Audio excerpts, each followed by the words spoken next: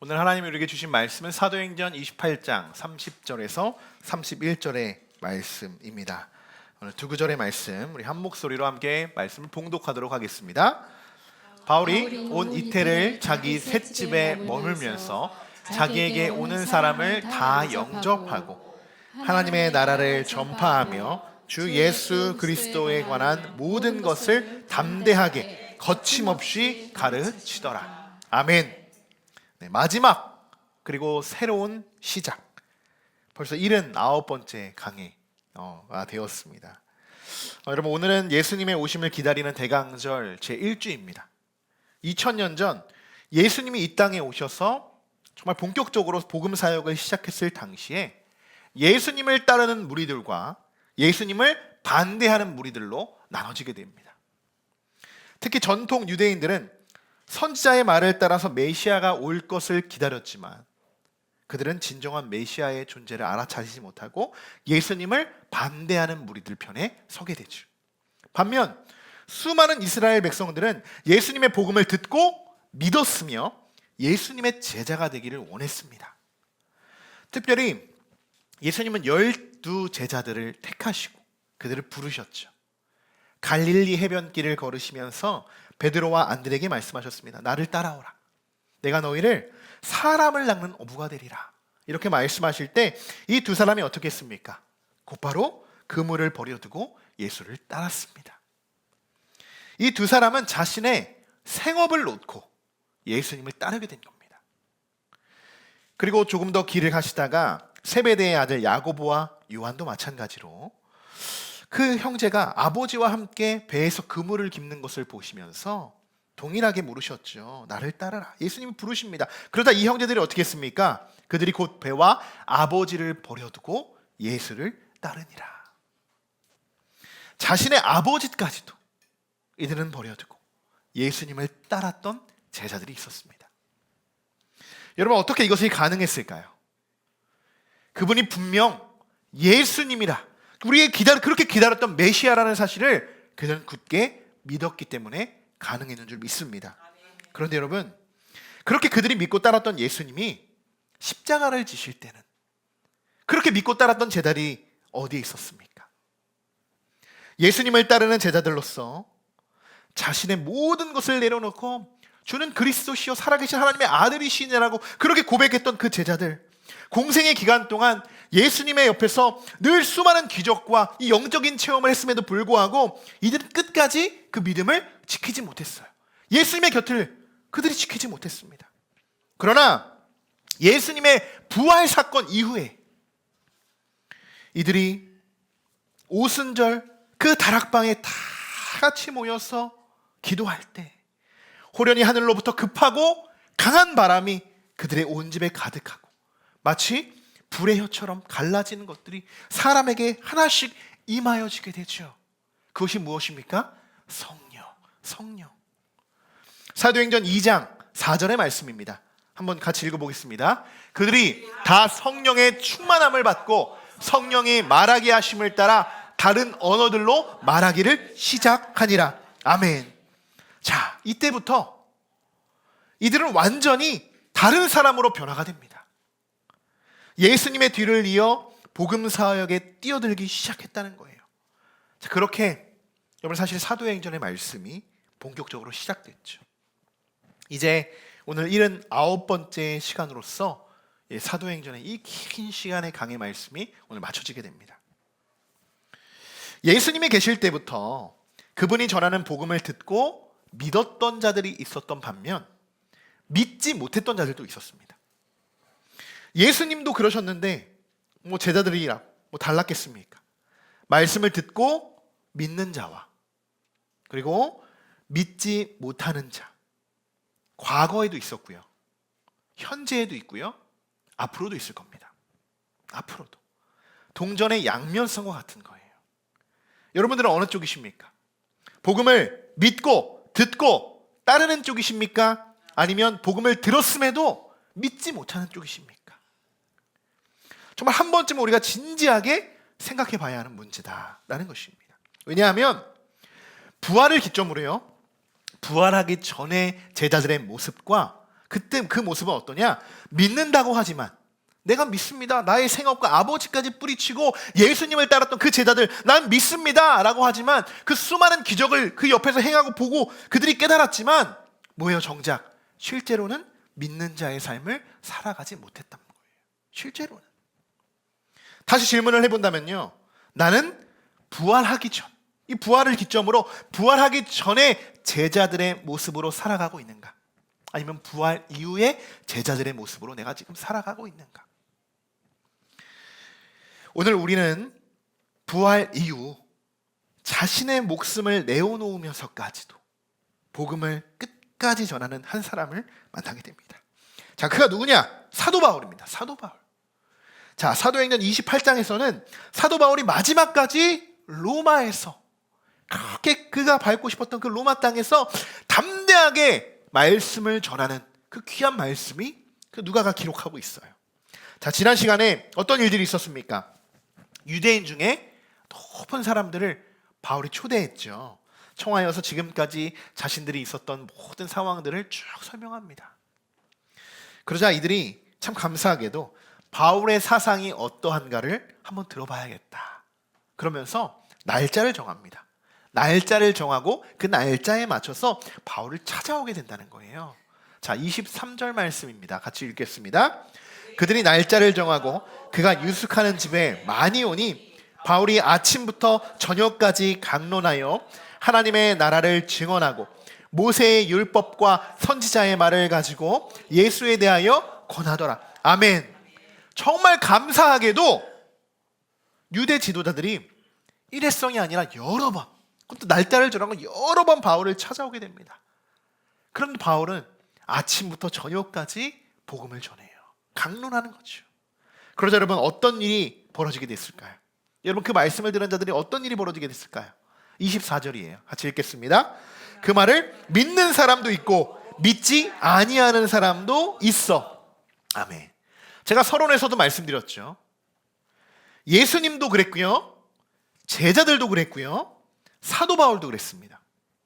복음을 전할 때 믿는 사람도 있고 믿지 못하는 사람도 있어요. 아니, 믿지 않는 사람도 있는 거죠.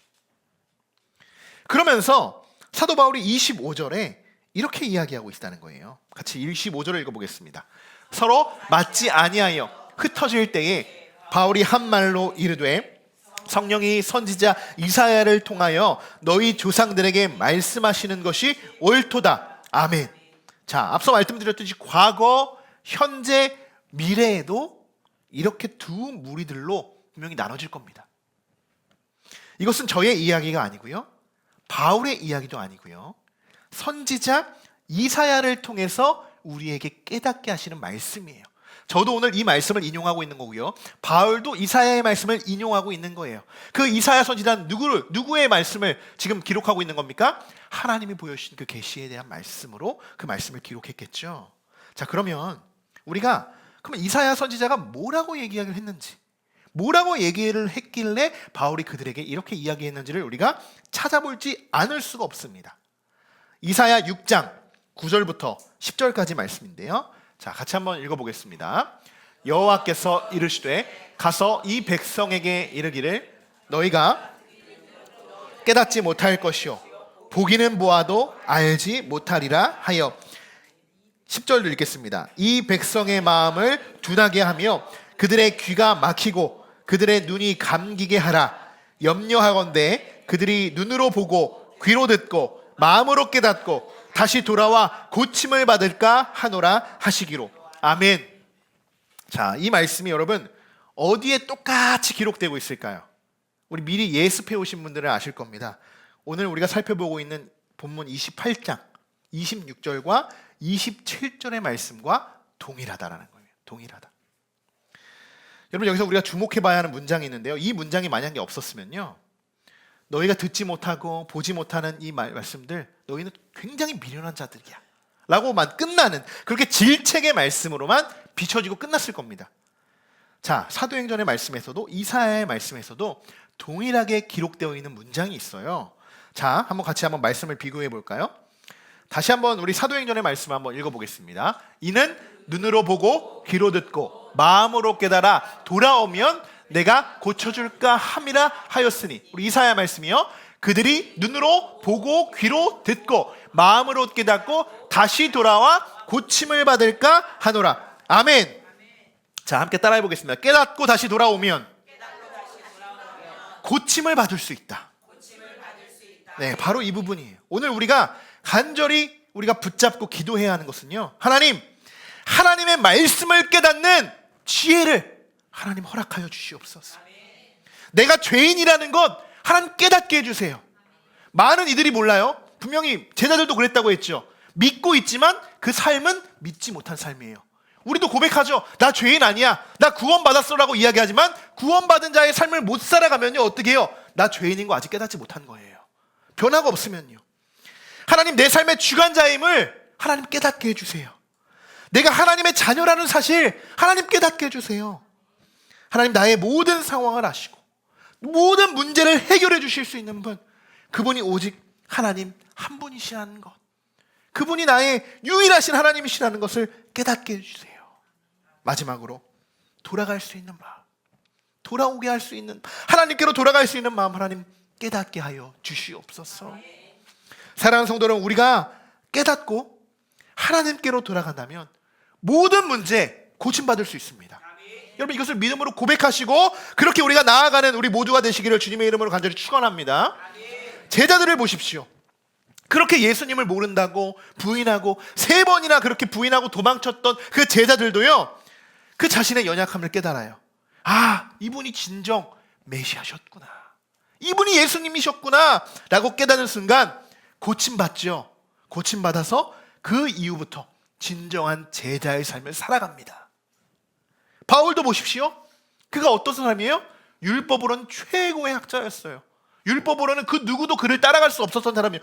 율법 안에 갇혀있던 자신의 완악함과 자신의 교만함과 그 모든 것을 다 부셔버리고 다 하나님 앞에서 깨닫고 하나님께로 돌아왔어. 예수 품으로 돌아와서 어때요? 죽기까지 복음을 전했던 자였어요. 분명 모든 과정에 무슨 과정이 있냐? 깨닫는 과정이 있다는 거예요. 깨닫는 과정이.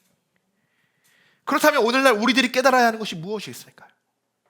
내가 깨달아야 하는 것, 아직도 내가 깨닫지 못해서 방황하고 죄에서 자유하지 못하고 염려하고 시기하고 용서하지 못하는 그러한 모습들을 만약에 나에게 비춰지고 있다면, 여러분, 오늘 이 시간 주님의 말씀을 붙잡고 깨달을 수 있는 지혜를 간절히 부르짖어 기도하시기 바랍니다.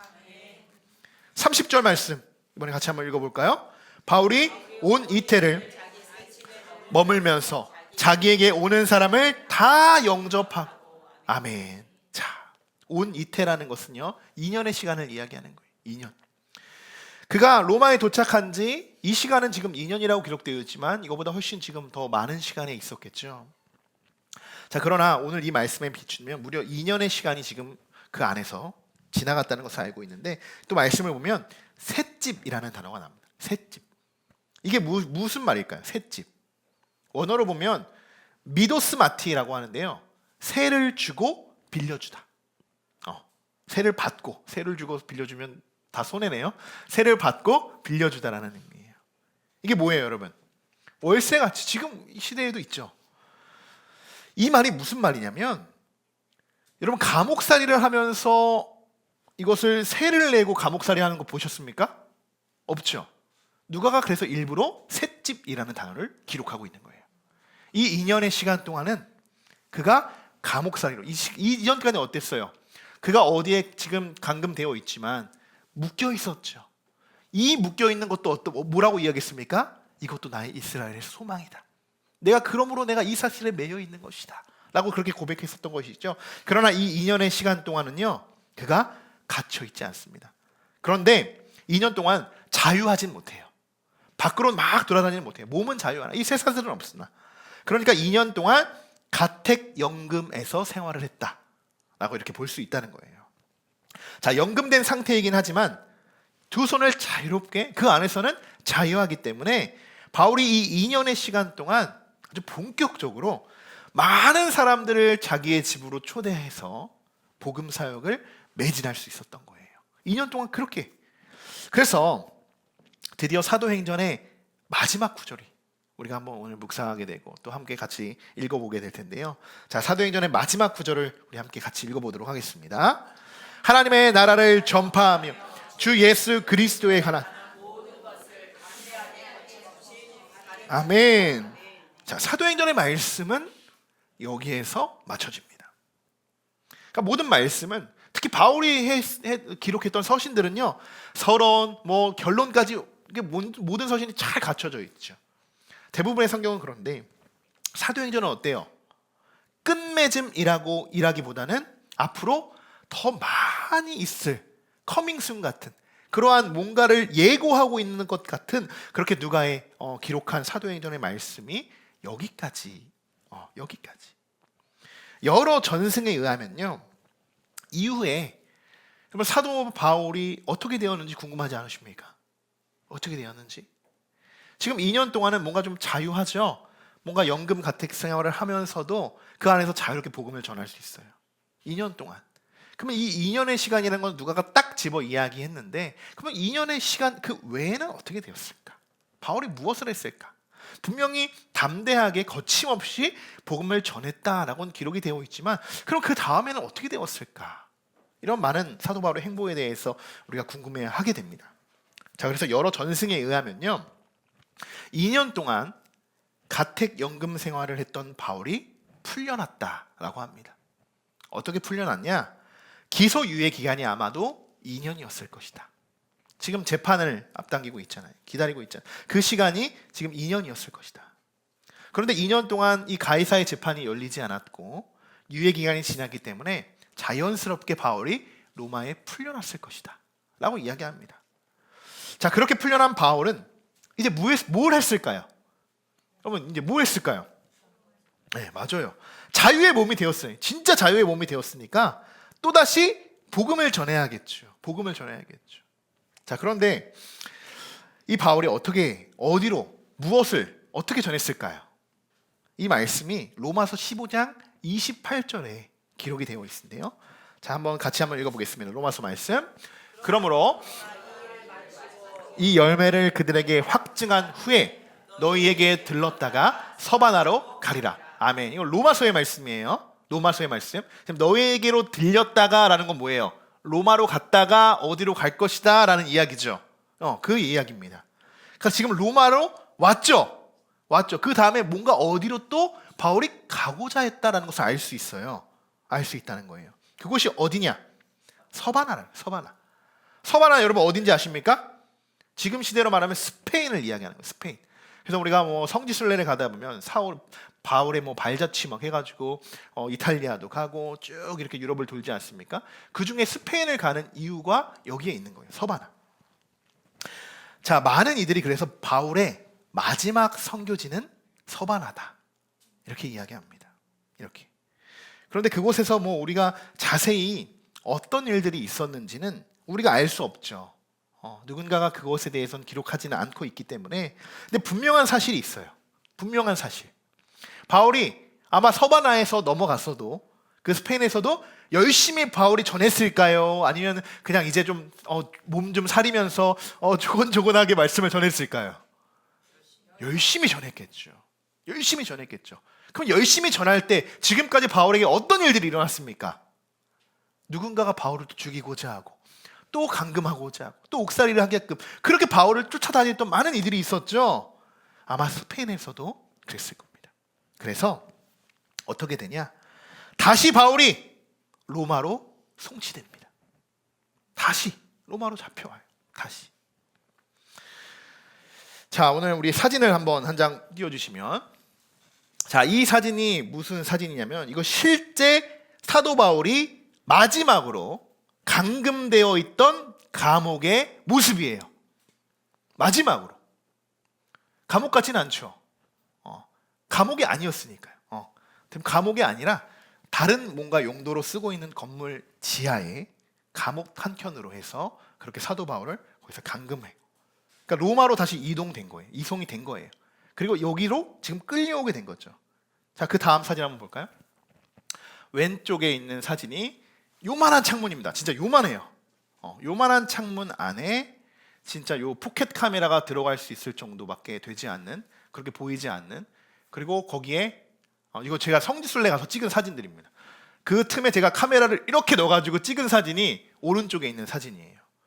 여기에 단 뭐 한 1평도 안 되는 요 작은 공간, 뭐 땅도 흙이죠. 얼마나 많은, 뭐 그 당시 지금은 뭐 이렇게 잘 보존이 되어 있지만 참 빛 한 줄기 정도밖에 들어오지 않은 저 끝에 보시면, 오른쪽 끝에 중간에 보시면 밖에서 이를 감시할 수 있는 아주 작은 구멍이 있어요. 구멍이. 그러니까 그 빛 한 줄기밖에 없는 거예요. 지금 여기는 아까 보신 건물 있죠. 그 건물에 들어가시면 지하로 내려가는 계단이 또 있습니다. 지하로 내려가면 이렇게 감옥이 있어요. 이렇게. 그리고 요 감옥을 나오면요, 다음 사진 한번 볼까요? 감옥을 나오면 바로 왼편입니다. 아까 건물이 바로 오른편에 있는 거, 바로 왼편에 이렇게 쭉 길이 있어요. 쭉 길이 있어요. 이곳이 바울이 참수형을 받기 위해서, 바울이 다 어떻게 순교했는지 아시죠? 참수형을 당했는데 참수형을 받기 위해서 감옥에서 이 길을 걸어서 이동합니다. 이동해요. 자, 한 100m 정도 되는 것 같아요. 요 길이. 근데 여러분, 바울이 이제 이동할 때, 참수형을 당하기 전에 이동할 때 이 길을 걸으면서 여러분 어떤 생각이 들었을까요? 어떤 마음이 들었을까요? 예수님이 십자가를 지고 쭉 그 십자가를 지시게 걸어가셨던 그 길이 묵상되어지지 않을까 생각이 되어집니다. 자, 그 다음 볼까요? 쭉 보시면 길이 좀 다르죠. 포장되어져 있는 길이 있고 포장되어져 있지 않은 길이 있어요. 이것은 실제로 바울이 예전에는 다 포장이 되어 있지 않았습니다.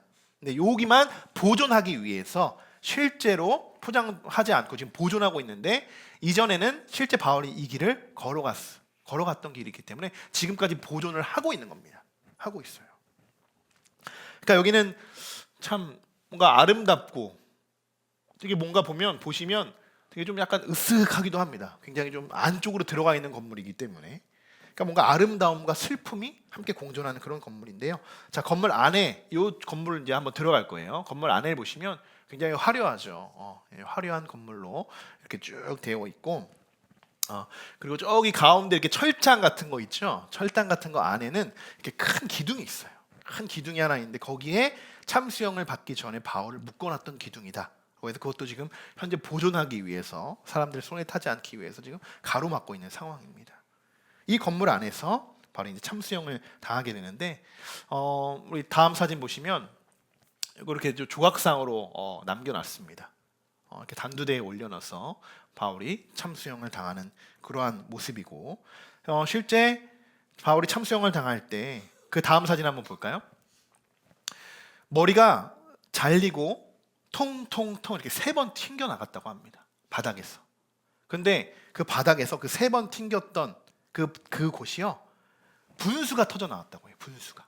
그 3군데에서. 그래서 이 교회 이름이 세분수 교회입니다. 세분수 교회. 그래서 실제 밑에 보시면 뭔가 분수 구멍 같이, 물 나오는 구멍 같이 해놨죠. 거기가 실제 바울의 그 머리가 떨어졌던 곳이고, 거기서 실제 분수가 터져 나왔던 곳이기 때문에 이렇게 기념하고, 위에 이렇게 머리 장식으로 이렇게 좀 기념하고 있습니다. 그리고 네, 우리 마지막이죠 이제. 이렇게 해서 우리가 사도행전의 28장의 마지막 말씀을 우리가 읽으면서 사도 바울이 어떻게 그 다음에 행보가 이어졌는지는 우리가 뭐 정확히 알 수는 없지만, 또 여러 서신을 통해서도 디모데후서죠, 바울이 마지막에 기록했던 디모데후서를 통해서도 우리가 알 수 있고요. 그래서 이렇게 로마에서 마지막 생을 마감하게 된 그런 우리가 사진으로 한번 쭉 살펴보게 되었는데요. 사도행전의 말씀은요 28장에서 맞춰지지만 지금 이 순간에도 여러분 계속 그 말씀이 쓰여져 나가고 있는 줄 믿습니다. 이제부터는 사도 바울이 전하는 그 복음의 이야기뿐만이 아니라 누가 쓰여나가야 됩니까? 우리가 전하는 그 복음의 이야기로, 여러분이 쓰여나가는 복음의 이야기로, 여러분이 선교하는 그 선교의 이야기로 사도행전의 말씀을 이 시대에 계속적으로 완성해 나가시고 기록해 나가시는 저와 여러분들이 되시기를 주님의 이름으로 간절히 축원합니다.